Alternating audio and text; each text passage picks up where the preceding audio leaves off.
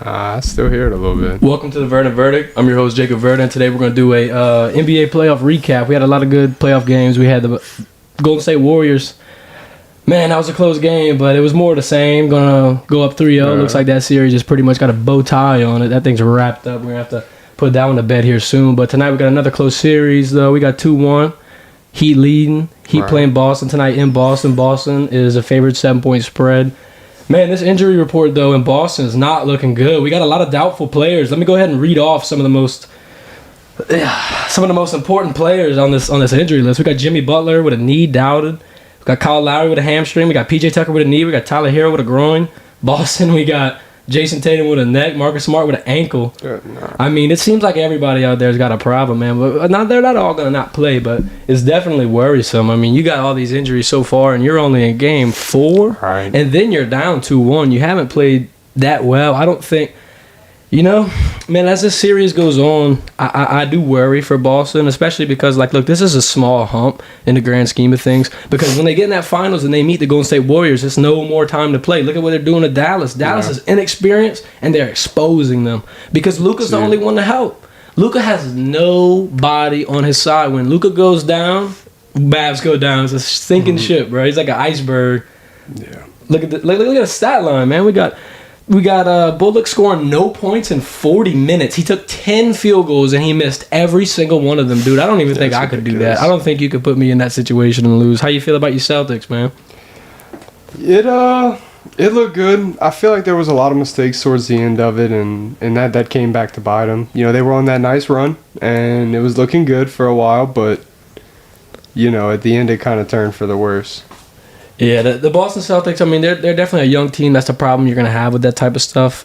Miami's been in this situation a couple years ago in the bubble they went on. Jimmy Butler, he's played high-level basketball for a long time. He's played in the Olympics. He's played in the All-Star game. So this type of playoff atmosphere, doesn't really get to him. But they're in Boston. That's a big, momentum swing. Boston stole one on the road. So I wouldn't see, them not being able to take one at home. They could split this series, go back to Miami, maybe see DJ Khaled a little bit courtside, see what he's got going on.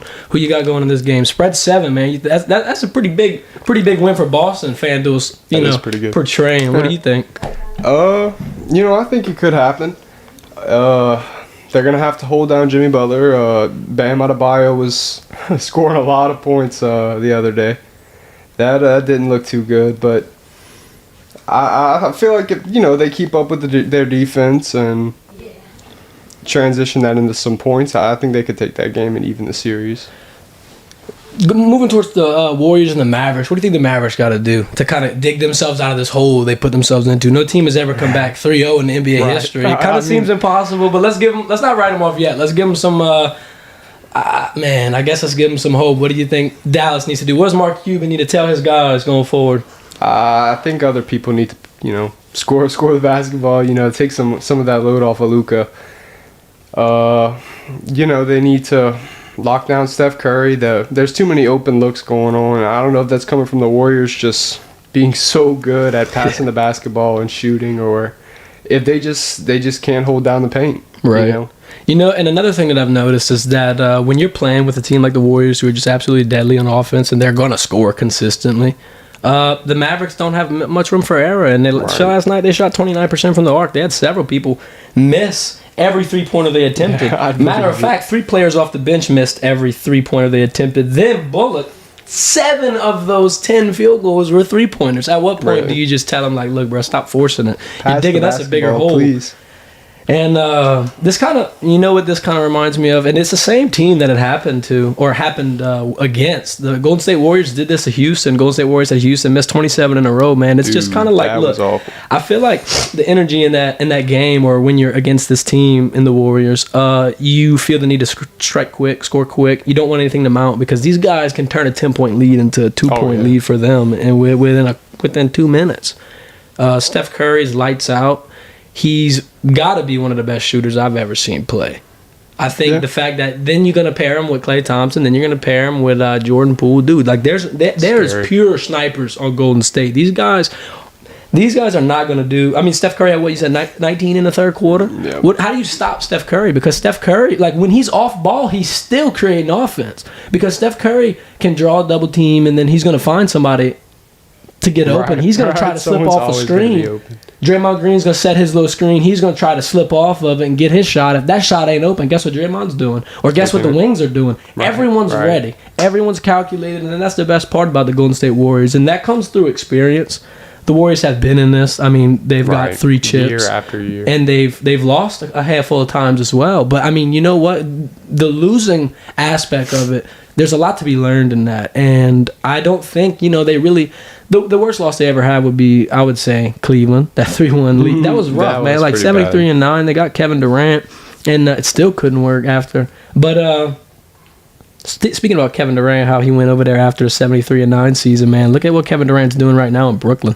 Kevin Durant looks stuck. Yeah. And look into look at the players he's playing with. Look at the players Steph's playing with, and look at the players that KD's playing with. It's just not the same ballpark. Mm-hmm. One looks like an all-star squad, and one looks like a G League team. Right. I was about to say, they look like they're just rebuilding stuff, man. Like. Yeah. I wonder if KD regrets leaving Golden State, because he did make that jump to kind of the dark side of the NBA, and this brought him back to it. I'm not sure if he was worried about that too much, though. He got his rings, and he was a valuable part of the team. The Warriors, they didn't do too well after KD left, but you can blame that on some injuries and just on some unfortunate circumstances, whether it be COVID related, someone not being able to play, stuff like that. I think what I'm excited to look forward to, though, it would be a Heat Warriors series, just because Jimmy Butler has an infinite amount of gas and energy to play with. This dude is so light. He goes ball so hard every game. I mean, Jimmy Butler is definitely probably one of my favorite players. I think Jimmy Butler's going crazy. He would deserve that. We do have to talk about something, though. We do have to talk about something. I'm gonna give you a close up for this one, buddy. So I thought you were a Celtics fan, man. What happened? What happened to that? What's going on with all the news I'm hearing, bro? I got put on the spot, man. You got put on the spot, huh? Yeah. I'll let it slide. What you think? What you think going forward for next year in the NBA? Who you think's gonna go ahead and be in this spot? Yeah, let's give some early predictions for next year. We got an NBA draft coming up in a couple months. Shout out Darius Days, balling in the combine, man. So proud of that dude. What do you think next year is looking like after we get all these new guys and their squads, their new colors? That's a real interesting question. I'd like to see the draft first, see how that goes. Who gets who, but I definitely feel like there really wouldn't be a huge shift in what's going on right now. I think the Suns are still going to be the Suns. The Warriors are still going to be the Warriors. What do you mean by the Suns still going to be the Suns? Do you think the Suns will be able to go back into this championship caliber team next year? Maybe not championship caliber, but I think a playoff team nonetheless, for sure. Playoffs, yeah. I could give them the playoffs. Right. I feel like the playoff teams are going to stay the playoff teams. Yeah. Well, actually, you know what? I do think a couple teams will be able to creep in. I do. The Lakers. Lakers were 10th seed, man. Yeah, the Russell Westbrook thing. Look, I really don't think the Lakers are as bad as everyone's making them out to be. And even Russell Westbrook, bro, like the middle part of the game is a big thing. Everyone says that. The middle side of the game's half the battle, if not more. It might be even 3/4 of the battle. This dude's getting hated on. He's in a slump. It could have just been a bad year. Russell Westbrook averages a triple-double and goes crazy every year. He has one slightly off year, and everyone kills him for it. Yeah. I think going forward, the Lakers, they just need to kind of figure some stuff out. They're firing the coach. They're getting some new coaching staff. And LeBron's not going anywhere anytime soon. He wants to play with his son, Bronny, which would be crazy. That would be interesting, for sure. Never happened before like that. But we will be old, though. You think you think Bronny would be able to? I'm interested to see your insight on this, because you can kind of compare this to like Sharif O'Neal and Shaquille O'Neal. Sharif O'Neal is in the G League as well. Shout out to him, LSU boy. But you think Sharif maybe had an easier time getting an invite here because of his dad? And if so, would that help Bronny out a little bit?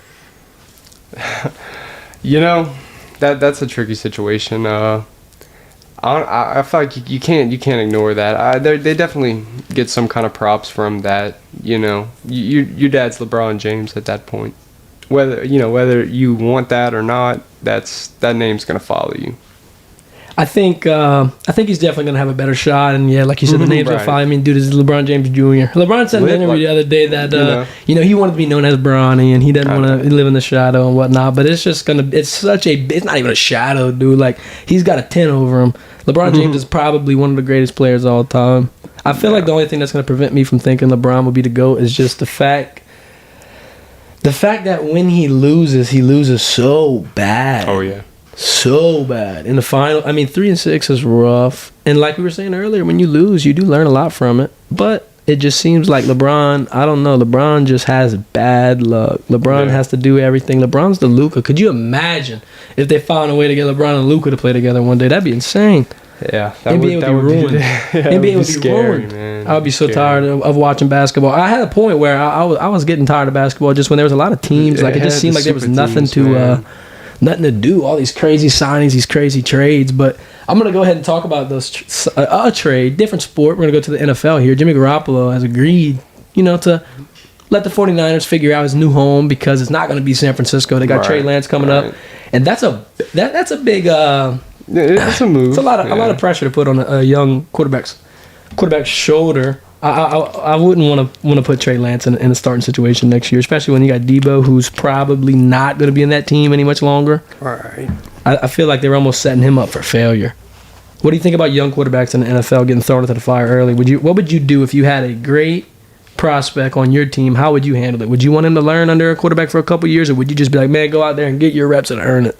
I guess it depends on who the starter is. Joe Burrow already. I'm joking. I was about to say, if Joe Burrow is the starter, man, that other dude's gonna be on the bench for sure. You talking about him being the prospect? No, I'm saying if you had a quarterback ready to throw in the fire, what are you doing? Are you gonna Bill Belichick it and let him, see if he's right? Yeah, that's kind of what I was thinking. The Bill Belichick route, and let it develop. Like I said, it depends on who your starting quarterback is before this rookie comes in. If he's good enough to start and teach him, then yeah, I'm all about that. But it'll get to a point where you would almost be hurting yourself by doing that. I don't know. Yeah, the way I look at it is a quarterback kind of needs to be trained. He's going to be working one of the hardest jobs ever. The dude's learning probably 60, 70 plays. He knows every formation. He knows everything. He's going to get to the line. He's got an earpiece in, sure, but he's got the most pressure in that stadium at one time. I think, you'd have to train him like you would train anybody else, whether they be a server or whatever, any other job. You're going to have to go through some, I'm not going to say intensive training, but you're going to have to go through some. You definitely have to earn your stripes and definitely have to show you're ready. I think a problem with a lot of the quarterbacks that get drafted early is they get thrown into the fire and they just, in that mental game, like you looking at a Baker Mayfield or a Johnny Manziel or a Drew Lock. I mean, dude, I can go on and on. You got a lot of these quarterbacks that come in here and they just get demolished mentally in the league because they can't transform their game well at the next level. It's a big jump. It's a big jump to go from high school to college, but to go to college to NFL, I mean, you're going from the 1% to the 1%. You know what I mean? Like you're about to play the best football players that have ever played in history. Speaking of the best football players, though, we're gonna go ahead and we're going to talk about the Arizona Cardinals because they got announced that they were going to be on Hard Knocks this season, and that's an interesting choice because normally Hard Knocks will pick, a horrible team. I don't think the Arizona Cardinals can be labeled as horrible, you know what I mean? They're definitely not rebuilding, but they are an interesting look because they're on the cusp of greatness. They got J.J. Watt, they got Diab, they got the Hollywood Brown trade, they got Kyler Murray. Dude, they're stacked. They can really make something work. I think the problem is going to be they're going to have to stay healthy. J.J. Watt gets hurt. D-Hop got hurt with his hamstring. That thing killed him all year. Kyler was hurt. The thing in the NFL is it's a battle of bodies, dude. Like whoever can stand up the longest and play the longest can win. The Packers time and time again burn out when it comes to the end of the year. I mean, when they lost to the Bucs 2 years ago, Bakhtiari fell down at practice in week 17 and tore his ACL. I mean, what am I supposed to do in that situation when I'm trying to be, optimistic about my team's chances and our best guard falls down and tears his ACL, man? That's horrible. It took him forever to get back to play as well. Speaking of the Packers, man, the Packers lost this big dude right here, Devontae Adams, but we do have some good chances to sign two big-name wide receivers. You may have heard of them, Julio Jones and Odell Beckham Jr. These guys are free agents, and it's looking like, they might be taking a discount to go ahead and go back to Wisconsin. I would be glad to see Aaron Rodgers with those tools under his belt because he's not deprived of receivers right now already as it is. Right. He's got Sammy Watkins. He's got Christian Watson. He's got Alan Lazard. These guys are already, these guys have all been in this scheme under Matt LaFleur. Aaron Rodgers doesn't even do bad with bad receivers. Look at what we did to, speaking of the devil, the Cardinals, when we didn't have all our guys. Aaron Rodgers can go out and perform with anybody because he is the back-to-back MVP for a reason. Right. You know what I mean? What do you think about the Packers' chances going forward? A lot of people, look, we were a top 4 team for the past, I would say, 3 years, but now a lot of people are saying the Vikings are going to win the division. So I'm hearing a lot of mixed feelings. I want to hear an outside point of view on this. I think the Packers can, they can still do their thing. When it comes to the Vikings, I don't really think Kirk Cousins can really do all that. I think he's on his way out. He may have a couple good years left, but I think it's going to be coming to an end soon for Kirk. Kirk Cousins' record as a starter is right around 500, and he's earned over $100 million. That's insane. That is a lot. And Kirk Cousins does have a lot of weapons around him, though. That's what's going to be beneficial for him. He's got the Adam Thielens. He's got the Justin Jeffersons. He's got the JJ. Yeah, he's got the Dalvin Cook. If Dalvin Cook can stay healthy, man. But I kind of want to talk fantasy football for a minute. That's been a big thing on my mind lately, man. I don't know who I would draft first right now. Who would be your first fantasy pick right now? If you had number 1 pick, you could pick anybody in the league. Who are you picking in the league, you guys? That's a tough question. It is a tough question. You got all I haven't really given it thought like that you yet. got a lot of guys you could, because normally what I do is I'm gonna go running back. I'm thinking running backs. But for look, sure. now you got guys like Cooper Kupp, Debo Samuel, AJ Brown. I mean, these dudes can score 30 points like a running back. So man, I would almost want to maybe get Cooper Kupp first pick. I'm thinking Cooper Kupp. I had him in both fantasy leagues and he did great for me. Cooper Kupp was a monster. It's like I could trust Cooper Kupp to score 20 points every game. I knew I could sleep through the game. I could wake up and that thing he's gonna light up. Sometimes he'd even drop 2-3 touchdowns in a game. Yeah, it was ridiculous. He could have scored way more than what he actually did too. There was a lot of. He's on a championship team doing this too. Right. But Robert Woods is coming back. That's a big thing to think about. Robert Woods might take some of them targets away. Yeah. He might. Before Robert Woods went down, Cooper Kupp was still eating. So I'm not really going to worry about that too much. I'm going to tell you the running backs that I will not draft, though. Oh, really? First one's Christian McCaffrey. It's not happening. Christian McCaffrey, made that mistake, man. So I'm going to tell viewers a little story, give them a little insight on this. Made a trade the day of the Carolina Panthers and Houston Texans game. Made a trade for Tyreek Hill, a couple big pieces, got Christian McCaffrey in. And played him in my first game, was real excited.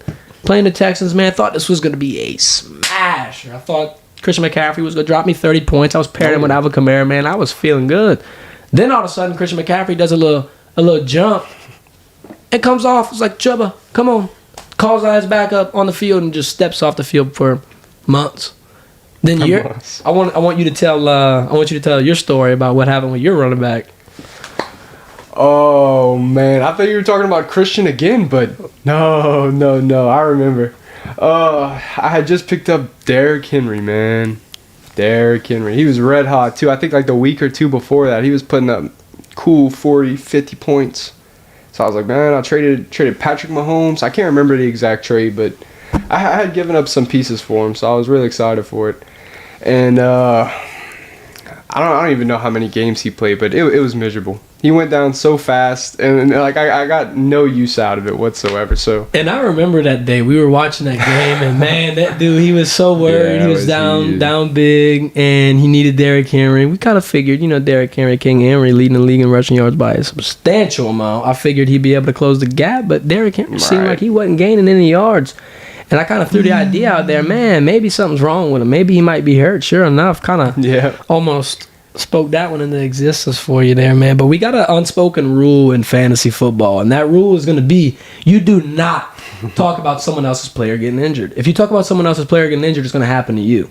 And this man right here made a joke the night prior to Derrick Henry getting hurt about another player, another person's player getting hurt, and it kind of seemed like that one bit you right in the back end right there. You think you're going to do that one again going forward next year? You go follow the rule, gold rule. I'm definitely going to watch my mouth going forward. Looking forward to that fantasy football. And that fantasy football is interesting. I never got into fantasy basketball, though. It seems way more confusing. Yeah. And they got all kind of, they got fantasy NASCAR. They got fantasy everything, dude. You could pretty much put fantasy in front of any sport, and someone... You got to draft your NASCAR driver. Someone would definitely... hop on that, but we're going to talk about Andre Iguodala a little bit. We were talking about NBA injuries earlier. I think for my pick for the NBA Finals, of course, is going to stay. I think that the NBA Finals will see the Golden State Warriors hold the trophy up again for the fourth time. And what has it been? 7, 8 years? Hadn't been too long, man. And I think the fact that Andre Iguodala's hurt, it does give a little blow. You got a lot of guys going out for the Warriors. You got even Porter. Porter last night had a foot injury. He didn't even get to return to the game. But I think that the Andre Iguodala injury is not going to be as bad because, if this was 2015, 2016, yeah, dude, ring the alarms. Yeah. This is going horrible. This is a key role player. Yeah, now Andre Iguodala is more of a veteran. He's just more of a role player on the bench, kind of mindset of things. They got a lot of players that are like the heart and soul of the team, kind of like a Jose Alvarado for the Pelicans. But I think the Pelicans need to figure out the Zion situation and what they're going to do with him. Yeah. Zion's ready to play. Pelicans are hopefully going to start Zion moving into next season. I would definitely be interested in seeing a lot of Zion Williamson. Yeah. Zion, B.I., and CJ, that seems like a trio that I would trust to go far in the playoffs. And that's crazy to say because I've never seen New Orleans have as big of a chance to win as they do now. And I'm not going to say win it all, but just win and get into playoffs. They're definitely not going to win it all yet. Don't pin me to that one. But I do think that a couple signees away from making a deep run. They already cracked into the playoffs here, and they played pretty well. They gave the Suns a good shot, but the Suns let everyone give them a shot, it seemed like. What's wrong with the Suns? What's going on with that? I think it may draw back to, like you were saying, just young players. DeAndre Ayton. I don't think they're that young, though. Ayton. They've been to the finals already. Devin Booker's pretty established. That is a good point, and DeAndre Ayton can eat. And Chris Paul is the complete opposite of young. Chris Paul is almost a dinosaur at this point. Make sure to leave him off that list. I've been seeing Chris Paul play basketball for almost as long as I've been alive. Everybody was on the Hornets, man. Chris Paul, and then he played great at the Clippers. They denied that trade to the Lakers for some reason. Right. But went to the Clippers, still in LA, balled out, but blew a 2-0 lead 5 times. Yeah. NBA record. Chris Paul blew a 2-0 playoff series lead 5 times. Can you trust Chris Paul in the playoffs? At this point, it doesn't seem like it, man. Why would you? I don't. Doesn't seem like it. I wouldn't want. Look, do I want Chris Paul on my team? Yes, because Chris Paul has been. You know what? I'll give him his flowers when his flowers are due.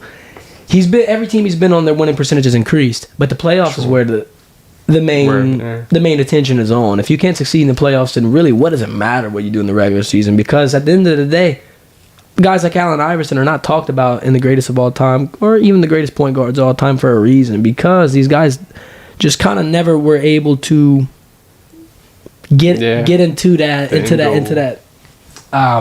that like frame of player where they were able to succeed and they were able to get this and win. Like LeBron can will his team regardless of who's on it, but it seems like for an Allen Iverson, a Chris Paul, James Harden, they're gonna need a lot of help. Yeah. James Harden's best year, he had KD and Russell Westbrook with him. Serge Ibaka too. They were sitting out here balling, and James Harden didn't even have to do anything really. He was coming off the bench. Sure, he had some good games, but the pressure wasn't on him. Right. I think James Harden's going to be I'm pretty sure he's going to be a restricted free agent. Either way, he's definitely going to have some mobility. I don't know if he'd want to get out of Philadelphia. He's in a good situation because he could play two-man to Joel Embiid. He could. It's an interesting setup, Joel's a really good basketball player. Who do you think won that trade out of the Nets and the Sixers?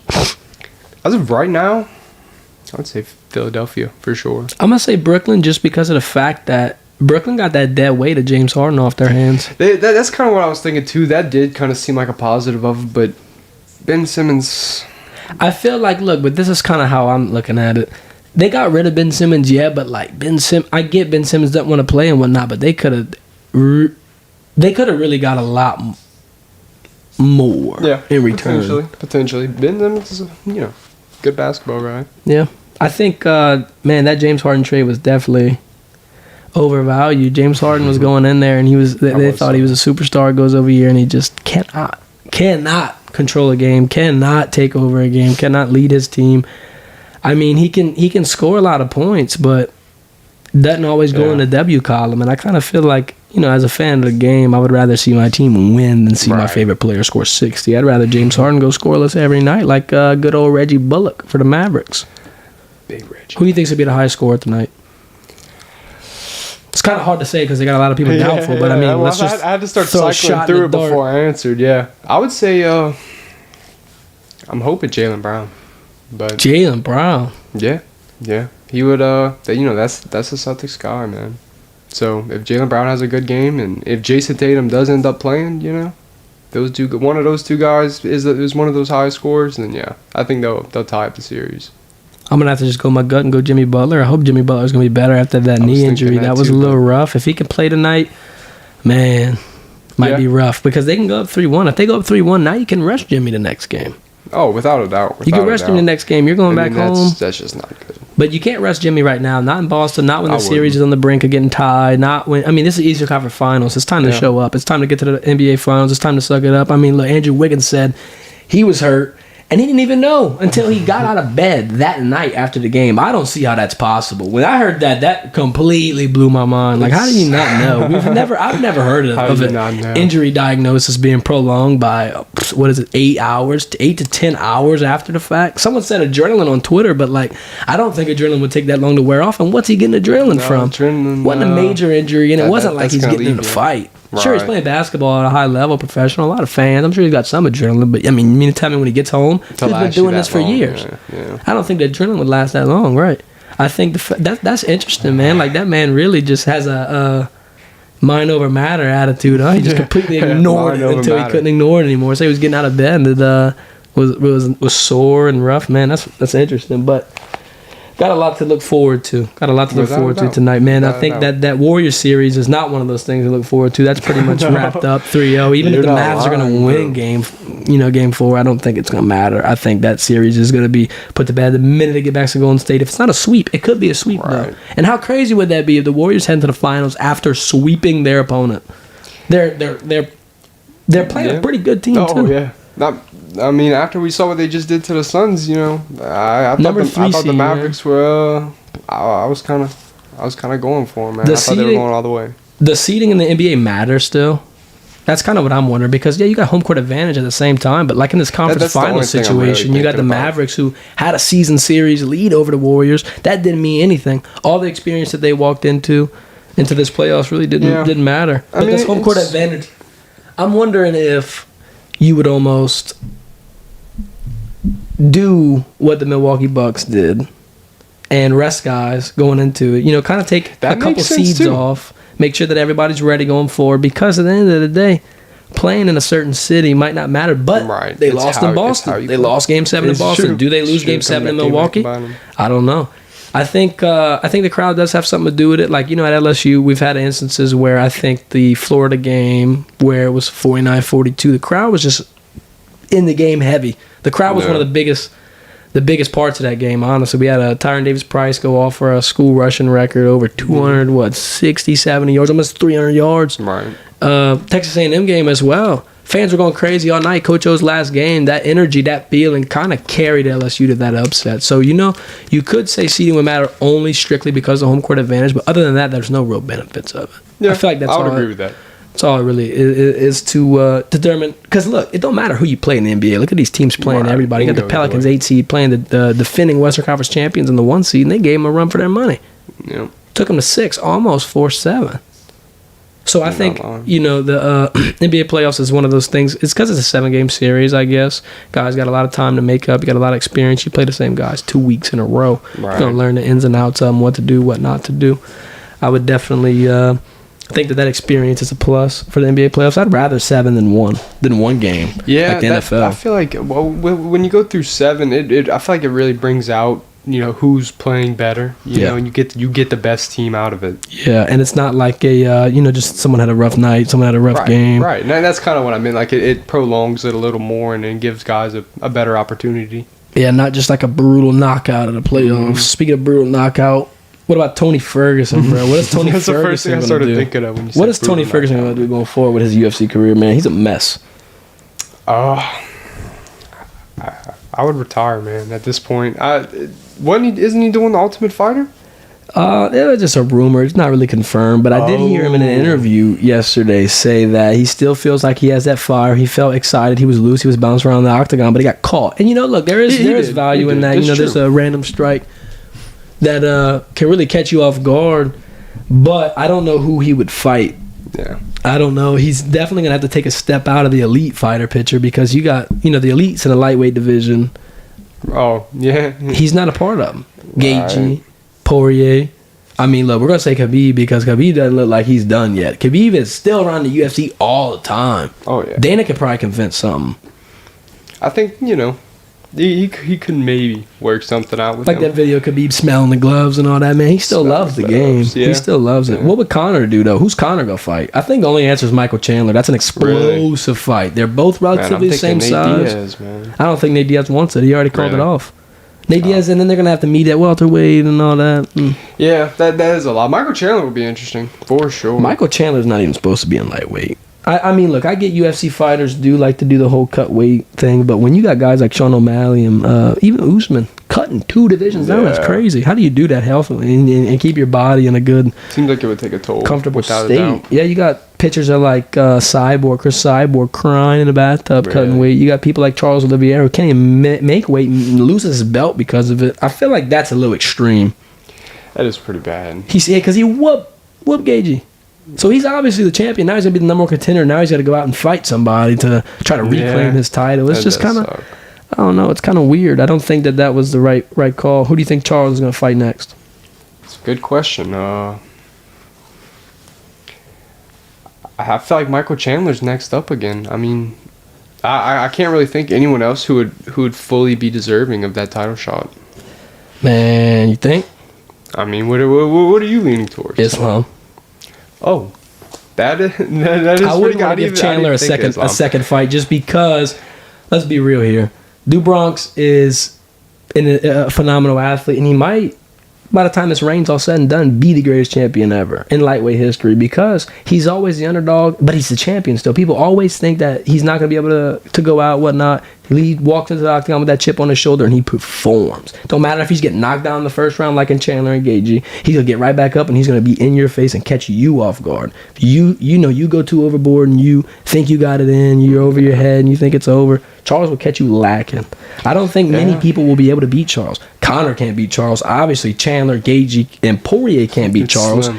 Islam has good wrestling skills, but Islam hadn't even really proved himself yet. Still got a lot left to do. Yeah, I think, man, I would love to see a Khabib and Charles Oliveira fight. That's what I was thinking. It would be pretty cool, but once again, you'd have to get him to come out of retirement. So. I think that this is better. I mean, Khabib probably would have never wanted to challenge for a belt, especially because he dropped it. I think the fact that no one holds the belt right now would be crazy. Khabib could step in when nobody...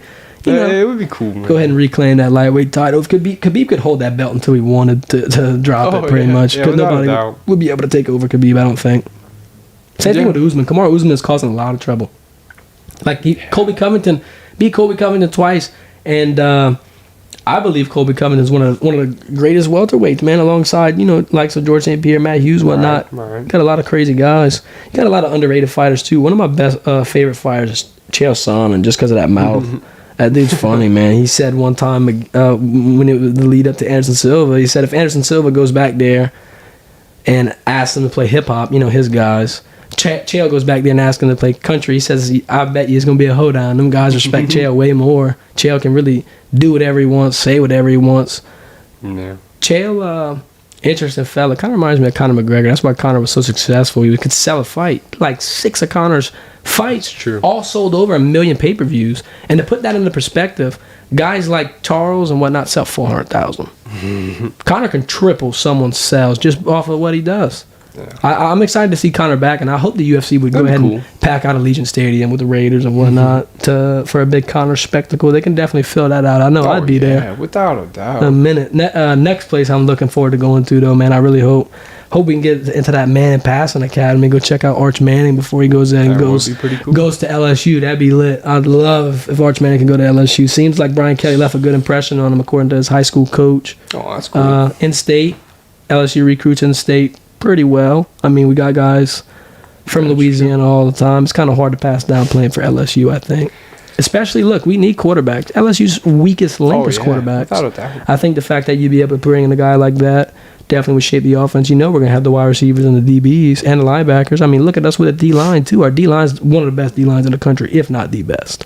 We got fierce guys who are ready to play, not afraid of anything, and they're going full speed. I mean, some of the big guys left, but then you got more big guys returning. Guys like friend of the show, Mason Smith. The dude's getting better every day. Mason Smith really, he's committed. He's going to find every facet of his game and make things better. And then you got guys like Major Burns returning, going to get a bigger role. Jay Ward had a phenomenal spring game. 10 tackles, led the team. I think LSU's defense is going to be the bright spot going forward.